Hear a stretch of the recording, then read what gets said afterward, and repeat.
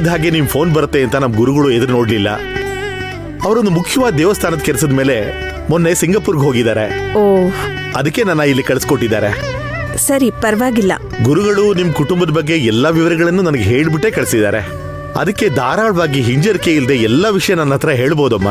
ಹೋದ್ಸಲ ನಿಮ್ ಗುರುಗಳು ಬಂದು ಜ್ಯೋತಿಷ್ಯ ನೋಡಿದಾಗ ನನ್ ಹಿರಿ ಮಗ ಅಭಿ ಮನಸ್ಥಿತಿ ಆರೋಗ್ಯ ಸರಿ ಆಗೋದಕ್ಕೆ ಕೆಲವೊಂದಿಷ್ಟು ಪರಿಹಾರಗಳನ್ನ ಮಾಡಕ್ ಹೇಳಿದ್ರು.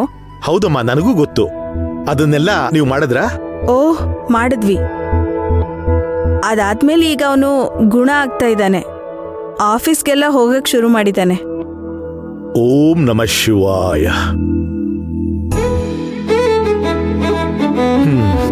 ಅದೇ ತರ ಎರಡನೇ ಮಗ ಅರ್ಜುನ್ ಸ್ವಲ್ಪ ಚುರುಕಾಗೇ ಇರ್ತಾನೆ.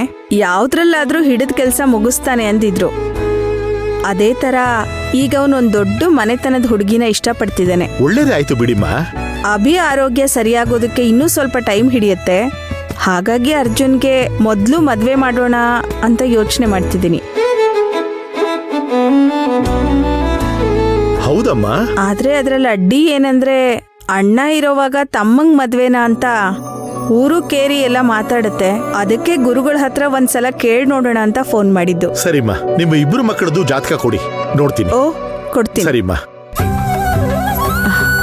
ತಗೊಳ್ಳಿ. ಓಂ ನಮಃ ಶಿವಾಯ.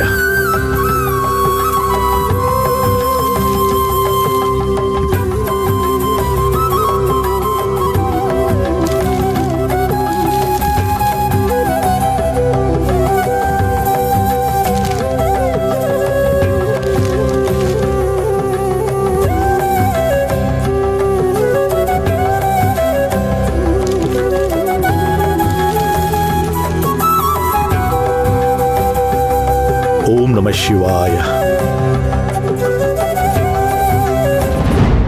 ಇಲ್ಲಿ ನೋಡಿಮ್ಮ, ಕಾಲನು ಯೋಗನು ಕೂಡಿ ಬಂದಿದೆ. ಹಾಗಾಗಿ ಇಬ್ಬರು ಮಕ್ಕಳ ಮದುವೆನೂ ಒಂದೊಂದಾಗಿ ಮಾಡೋದು ಬೇಡ. ಎರಡು ಮದುವೆನೂ ಒಂದೇ ಹೊತ್ತಲ್ಲಿ ಈ ಮನೆಯಲ್ಲಿ ಮಾಡುವಂತ ಒಳ್ಳೆ ಕಾಲ ಬಂದಿದೆ. ಒಂದೇ ಚಪ್ರದಲ್ಲಿ ನೀವು ಇಬ್ಬರು ಮಕ್ಕಳ ಮದುವೆನೂ ಮಾಡಿ ಮುಗಿಸ್ಬಿಡಿ. ನಿಜಾನೇ ಹೇಳ್ತಿದ್ದೀರಾ? ಅಭಿ ದೇಹ ಮನಸ್ಸಿನ ಆರೋಗ್ಯ ಅದ್ರ ಬಗ್ಗೆ ಯೋಚನೆ ಮಾಡಿದಾಗ ಗ್ರಹಗಳ ಸ್ಥಿತಿ ಈಗ ಅಭಿಗೆ ಪೂರಕವಾಗೇ ಇದೆ. ಅಭಿ ಮತ್ತೆ ಅರ್ಜುನ್ ಇಬ್ಬರಿಗೂ ಒಂದೇ ಹೊತ್ತಲ್ಲಿ ಮದುವೆ ಡೇಟ್ ಫಿಕ್ಸ್ ಮಾಡಿ ಒಂದೇ ಚಪ್ಪರದಡಿಲಿ ಮದುವೆನ ಧಾರಾಳವಾಗಿ ಮಾಡಬಹುದು. ಕುಟುಂಬದಲ್ಲಿ ಸಂತೋಷ ಮನೆ ಮಾಡುತ್ತೆ, ಸಂತತಿ ಹೆಚ್ಚಾಗುತ್ತೆ. ಹಾಗಾದ್ರೆ ಇಬ್ರು ಮಕ್ಕಳ ಮದ್ವೆ ಒಂದೇ ಚಪ್ರದಲ್ಲಿ ಮಾಡ್ಬೋದಾ? ಮಾಡಬಾರ್ದು ಅಂತ ಹೊಸದಾಗಿ ಕೆಲವರು ಹೇಳ್ತಾರೆ. ಅದಕ್ಕೆ ರಾಶಿ ನಕ್ಷತ್ರ ಕೂಡಿ ಬರಲ್ಲ ಅಂತಾರೆ.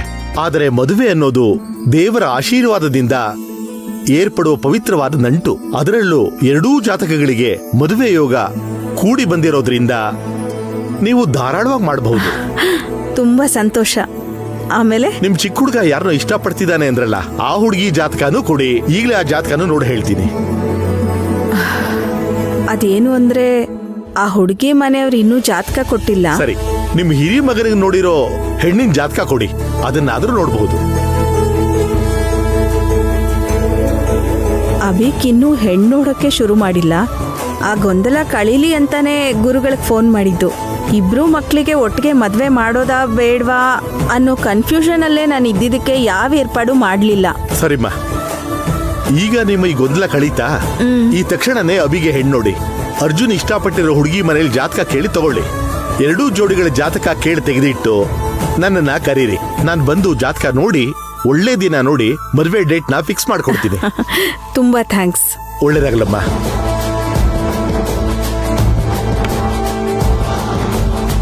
ದಕ್ಷಿಣೆ ತಗೊಳ್ಳಿ. ಏನು ಹೇಳದೆ ಇರೋ ಕಡೆ ಹಣ ತಗೋಬಾರ್ದು. ಇದು ನಮ್ ಗುರುಗಳು ಕಲಿಸಿದ್ದು. ಏರ್ಪಾಡಾದ್ಮೇಲೆ ಕರೆಸಿ ಬರ್ತೀನಿ, ಸರಿನಾ? ಓಂ ನಮಃ ಶಿವಾಯ. ಬರ್ತೀನಿಮ್ಮ. ಹಾ, ಹೋಗ್ ಬನ್ನಿ.